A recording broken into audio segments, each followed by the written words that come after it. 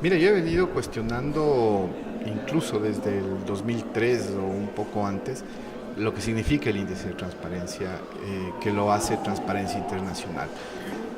Hay varios elementos que tienen errores, que tienen mediciones extremadamente subjetivas y que el mismo informe que emite anualmente lo aclaran y lo dicen, que lo suyo es subjetivo, que lo suyo es desde una visión de las grandes consultoras internacionales empresariales y es la percepción de lo que ellos llaman líderes de opinión, que básicamente son, podríamos decirlo, empresarios en cada uno de los países. Eso en su informe ellos lo aclaran. Ellos, para deslindarse de cualquier tipo de responsabilidad, en su introducción lo aclaran, que su informe es subjetivo y que no tiene ningún valor, ni que tampoco califica a ningún Estado ni a ninguna sociedad. Entonces, desde el hecho de sus antecedentes y su introducción en cada uno de los informes que hacen, ellos lo están diciendo que su informe no tiene ninguna validez. ¿Y por qué no tiene ninguna validez?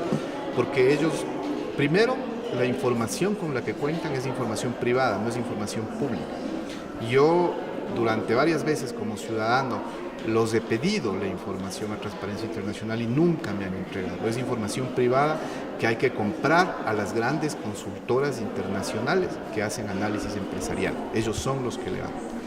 El tipo de preguntas que hacen son preguntas abiertas, totalmente subjetivas, que después lo llevan ellos a hacer una fórmula matemática media extraña, sacando la desviación estándar para establecer un número sobre una apreciación subjetiva de una persona. Entonces, con esos elementos, el índice no tiene ninguna rigidez, el índice no tiene ninguna validez, y yo creo que hay otros mecanismos y otros instrumentos internacionales que el Ecuador ha suscrito, que son por los cuales deberíamos evaluarnos, como es la Convención de las Naciones Unidas contra la Corrupción y el Delito, y cómo es el mecanismo de la OEA para ¿sí?, luchar contra la corrupción.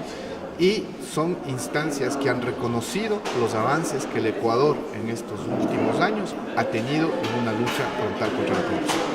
¿Se ha logrado determinar en algún momento quiénes han sido las fuentes de información, al menos en nuestro país, para transparencia? Sí, las fuentes de información están y se define cuáles son, ¿no? Pero todas las fuentes de información son estudios internacionales.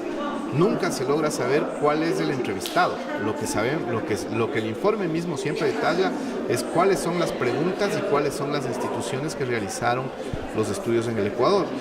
Por lo general ellos trabajan con alrededor de 15 empresas alrededor del mundo, y de esas 15 empresas, para que ellos puedan dar un criterio, una calificación a un país, lo mínimo que debe haber es que 3 empresas hayan emitido el informe. Y lo digo empresas porque es desde el sector privado donde se hacen las encuestas abiertas con información subjetiva, para de ahí llevarle a un número, lo cual estadísticamente es imposible. Varias veces lo he preguntado exactamente lo mismo y tampoco nunca me han podido responder, porque yo le he preguntado financiamiento, las preguntas, a quiénes han realizado en el Ecuador, cuáles son las empresas, cuántas preguntas de estas han realizado en el Ecuador, y es información oculta, no es información transparente, no se sabe las fuentes de financiamiento que tenga Transparencia Internacional. Y de hecho, Transparencia Internacional, desde la 4ª o desde la 3ª Convención de las Naciones Unidas contra la Corrupción, viene cabildeando alrededor de todos los países del mundo el que salga una resolución donde se le reconozca a Transparencia Internacional como una contraparte técnica del mecanismo, y nunca le ha dado paso a la convención para que ese reconocimiento se lo dé. Es decir, es una ONG con financiamiento privado que no está publicitado en ningún lado, ¿sí?, y que técnicamente también es valorado por ningún organismo ni por ningún mecanismo.